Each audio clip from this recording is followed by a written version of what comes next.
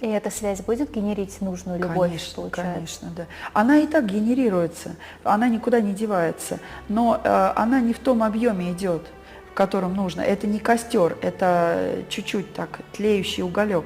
Мгм. А вот когда они встречаются, да, то тогда открывается вот ключом эта сила и уже разгорается костер. Но такие костры, такие фейерверки, они не нужны были Ариману.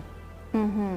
Потому что такие повести, да, как Осирис и Изида, великая повесть их любви, или любовь, тоже наша приземленная любовь Ромео и Джульетты, к примеру, да, эта повесть, когда их любовь объединила два враждующих клана, враждующих семьи,